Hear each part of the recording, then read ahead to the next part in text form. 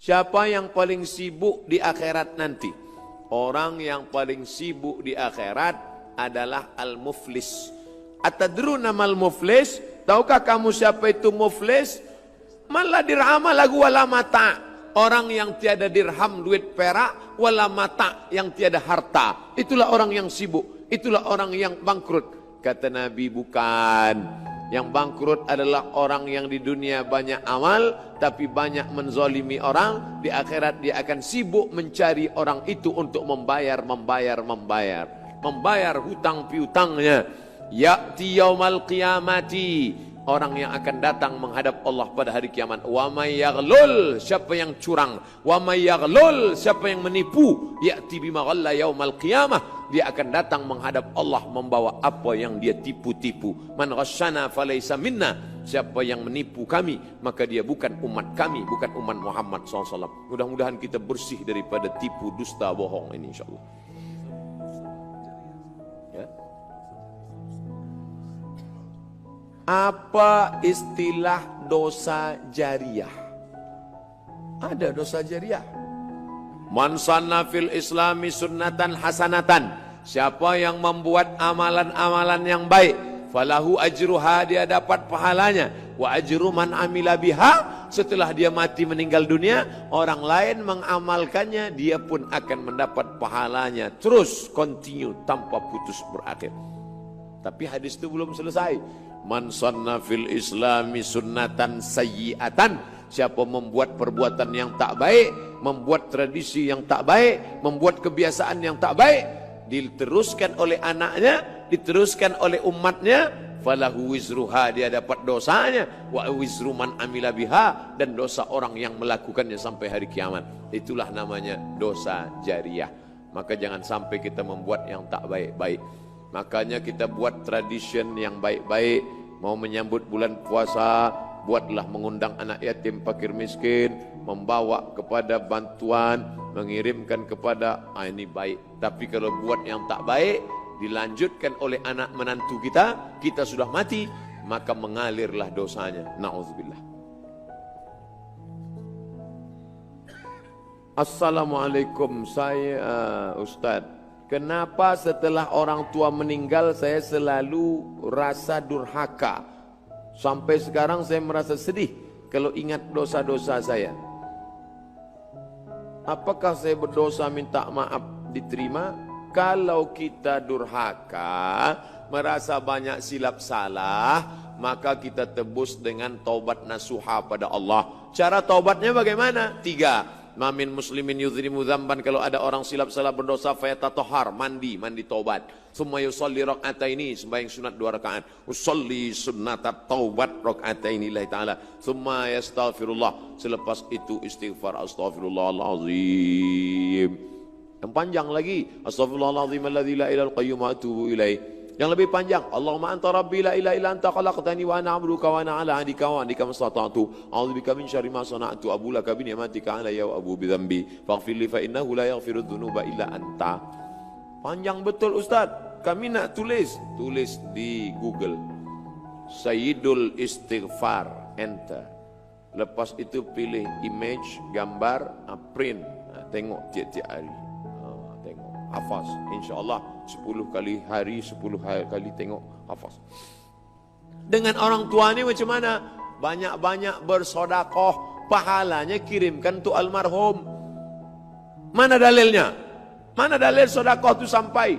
Datanglah saat menjumpai Nabi. Ummi matat, mak saya sudah mati meninggal dunia. Afa atasaddaqu anha? Kalau saya bersedekah, sampai tak sedekah ni pada almarhumah mak saya? Kata Nabi, tasaddaq, bersedekahlah. Itu menunjukkan sedekah untuk almarhumah sampai. Ayu sadaqatu afdal? Di antara semua sedekah itu, sedekah apa yang paling afdal? Kata Nabi, yang paling afdal saqiyul ma, memberi air minum. Bagi air minum. Sebab di Jazirah Arab susah air minum, maka dia bagi air minum. Air yang sudah dibagi mesti diminum. Bismillahirrahmanirrahim. Tapi bila di negeri itu air sudah banyak, jangan lagi bagi air, bagilah yang lain. Buatkan pondok tahfiz Quran kah? Belikan untuk pakaian anak yatim kah? niatkan untuk almarhumah, kita dapat, ibunda kita pun dapat. Begitulah cara memperbaiki. Baca Quran. Apa kata mazhab Syafi'i, Imam Nawawi? Wa in khatimul Qur'ana fahuwa hasanun. Yang seelok-eloknya dia bacakan Quran sekhatam. Baca dari Al-Fatihah sampai ke An-Nas. Allahumma ausil thawaba ma qara'tuhu. Ya Allah, sampaikanlah pahala bacaan sekhatam Quran untuk almarhumah. Jangan asik dihantui, saya rasa bersalah, saya rasa bersalah, saya rasa bersalah. Awak ada baca Quran? Tidak. Kalau rasa bersalah, hilangkan bisikan setan, baca Quran. Wasta'inu bis sabri was salah. Mintalah tolong kepada Allah dengan sabar dan doa. Banyak-banyak berdoa. Allahumma ighfir laha warhamha wa'afiha wa'fu anha wa akrim nuzulaha. Allahumma ja'al qabraha rawdatan min riyadil jinan wa la taj'al qabraha hufratan min hufarin niran. Saya Ustadz, saya salah seorang komen di FB yang mendoakan agar kita bisa bertemu di Brunei Darussalam. Alhamdulillah, doanya dikabulkan Allah. Walaupun doa di FB. Sekarang banyak orang berdoa di FB. Amin, amin, amin, amin, amin. Tapi saya yakin dia tidak setakat di FB, selepas salat dia jumpa, ya Allah, adalah yang menjemput Ustaz Somad ke Brunei Darussalam. Diaminkan para malaikat. Mohon pencerahan mengenai ayat pertaubatan, perubatan yang segelintir dilakukan diamalkan. Mengobati gatal terkena angin, perkataan terselit seperti penawar, kemudian penutup ayat adalah 2 kalimat syahadat. Likulli da'in dawa, setiap penyakit ada obatnya. Fatadau, maka berobatlah kamu. Al-asal, alaikum bisyifa'aini, hendaklah kamu berobat dengan 2. Al-asal, madu, wal Quran. Amal banyak-banyak minum madu. Lalu kemudian al-habbatus sauda, biji-biji hitam, habbat sauda, syifaun min kulli da, obat dari segala macam penyakit. Adapun mantra-mantra yang mengandung unsur syirik jangan lagi dipakai. Kak kang telinga bosi mulut tersongkang gigi tu kunci-kunci Allah kunci Muhammad. Karena kita khawatir mantra-mantra itu sebenarnya nambah. Ada mantra-mantra itu sebenarnya nambah. Kalau kita picit dia, datang jin-jin itu. Begitu kita baca dia datang. What can I do for you? Itu kan susah kalau dia datang. Oleh sebab itu mesti kita luruskan. Apa hukumnya mengamalkan ayat yang diberi melalui mimpi? Yang mana ayat itu pelindung daripada angin ahmar. Orang yang memberi ayat tersebut berjubah putih. Contohnya ayatnya seperti berikut. Ihwal wali likulli din. Tak ada ayat bunyi macam ini. Surat Al-Ikhlas dan penutup 2 kalimat syahadat. Boleh mengamalkan kalau jelas maknanya, jelas ayatnya, jelas artinya.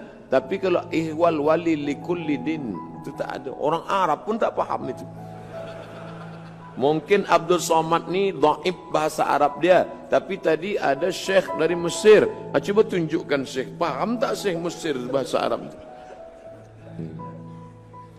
Bagaimana membasmi golongan anti hadis? Mereka tak percaya tahlil, membaca Yasin tiap malam Jumat. Orang yang tidak percaya ini melawannya kita terus amalkan. Tidak ada tuh baca Yasin malam Jumat, kita terus sampai dia letih, lelah, mati. Man qara'a Yasin fi lailatin, sesiapa yang membaca Yasin pada suatu malam, asbaha maghfuran lah, waktu subuhnya dosanya sudah diampunkan Allah. Buka tafsir Ibnu Katsir, namanya tafsir Al-Qur'anil Azim, yang ditulis Imam Abul Fida Ismail Ibnu Katsir dalam muqaddimah surah Yasin. Di situ dia tuliskan, man qara'a Yasin fi lailatin, sesiapa yang membaca Yasin pada suatu malam, asbaha maghfuran lah, pada waktu subuh dia sudah diampunkan Allah. Kami ikut majlis Sayyid Usamah Mansi Al-Hasani Al-Maliki, murid langsung dari Habib Sayyid Muhammad bin Alawi bin Abbas Al-Hasani Al-Maliki di Makkah Al-Mukarramah. Anaknya memberikan ijazah kepada saya, Sayyid Ahmad bin Muhammad bin Alawi bin Abbas Al-Hasani Al-Maliki. Abdul Somad, aku ijazahkan pada engkau membaca surah Yasin tiap malam. Dia suruh baca Yasin tiap malam. Jadi sebaiknya Yasin itu dibaca tiap malam. Ulama yang datang ke negeri Melayu dulu tahu orang Melayu pergi ke laut, pergi bertanam padi, pergi mencari ikan. Susah kalau tiap malam. Dia suruh kalau tak sanggup tiap malam, malam Jumat sajalah. Tiap malam pun tak sanggup, inna lillah wa inna ilaihi raji'un. Malam Jumat sekali saja. Kenapa mesti malam Jumat? Sayyidul ayyam, induk dari segala hari. Apa kata Imam Ibnu Katsir dalam muqaddimah surah Yasin? La tuqra'u fi amrin asirin, kalau dibacakan pada perkara yang susah, illa yassarahullah, maka Allah memudahkannya. Susah punya anak, baca Yasin. Lepas baca Yasin, ya Allah, aku bertawassul kepada engkau berkat surah Yasin ini. Susah menemukan jodoh, baca lagi. Bagi yang belum menikah, yang sudahnya baca lagi. Ini yang susah mati. Berapa banyak kita disuruh baca Yasin, nengok orang tak mati-mati.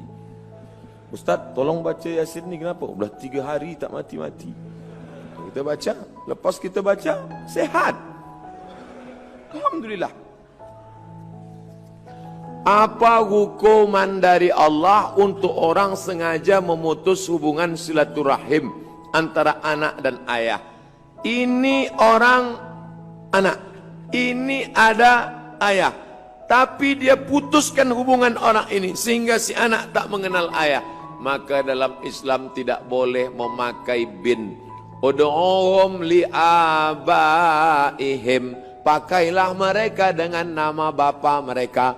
Zaid bin Muhammad, Zaid bin Muhammad, turun ayat, maka Muhammadun aba ahadim mir rijalikum, Muhammad bukan bapak kamu, walakin Rasulullah, tapi dia adalah Rasul Allah, wa khataman nabiyyin, penutup para nabi.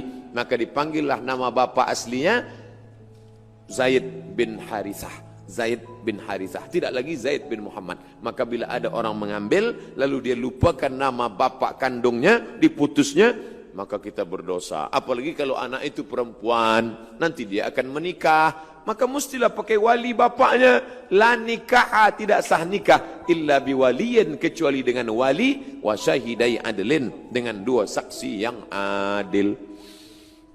Apa amalan-amalan yang patut dibuat, amalkan di akhir zaman ini, Ustaz? Tidak ada amal yang paling afdal dilaksanakan di akhir zaman ini selain daripada zikir. Karena yang paling banyak melalaikan kita, Twitter, BBM, WhatsApp, FB, Twitter, browsing, launching, surfing, macam-macam, membuat kita lalai daripada Allah SWT. Maka berzikir. Ya Rasulullah, ayul a'mal khairun, apa amal yang paling baik ya Rasulullah? Di antara amal-amal yang banyak ini apa amal yang paling baik? Apa kata Rasulullah? Antufariqad dunya, kau mati meninggalkan dunia, walisanuka ratbun, lidahmu dalam keadaan basah, bizikrillah, berzikir dengan Allah. Inilah yang saya bingung sampai hari ini, Ustaz. Kenapa? Ustaz Anu kata zikir paling elok subhanallah, Ustaz ini kata zikir paling baik Allah Allah, Ustaz ini kata zikir paling bagus astaghfirullah, Ustaz ini pula berkata zikir yang paling eloknya astaghfirullah. Lalu satu pun belum saya amalkan. Pilihlah salah satu. Kalau kau nak amalkan astaghfirullah, baik. Man lazimal istighfar, sesiapa yang memperbanyak istighfar, ja'alallahu lahu min kulli dhiqin makhraja, setiap kesempitannya dibagi kelapangan, wa min kulli hammin faraja, kesusahan hatinya diberikan Allah jalan keluar, wa razaqahu min haitsu la yahtasib, diberikan jalan dari yang tidak disangka-sangka. Saya istighfar saja, baik. Saya solawat saja, Allahumma salli ala sayyidina Muhammad, baik. Man shalla alayya salatan, siapa yang berselawat 1 kali, sallallahu alaihi biha asyara, Allah balas 10 kebaikan, wa utat anhu asyara sayyiat, ditutupi 10 dosa kesalahan, wa rufi'at lahu asyara darajat, dinaikkan 10 darajah tingkatan. Kalau banyak berselawat dinaikkan 10 darajah tingkatan. Banyak-banyak berselawat. Guru saya mengasihi saya, Oh, subhanallah bihamdihi subhanallahil azim subhanallah. Baik, tak salah. Banyak-banyak zikir. Jangan sampai putus zikir. Zikir ni hisnul hasin, menjadi benteng tembok kita. Masuk ke hutan, pergi ke tempat macam-macam, datang hantu setan, jin mengganggu, maka tak ada tempat lain daripada zikir. Puncak daripada zikir, zikir itulah yang akan menolong kita nanti saat malaikat maut mencabut nyawa. Datang zikir yang selalu kita sebut itu, membuat kita menyebut akhir kalam la ilaha illallah.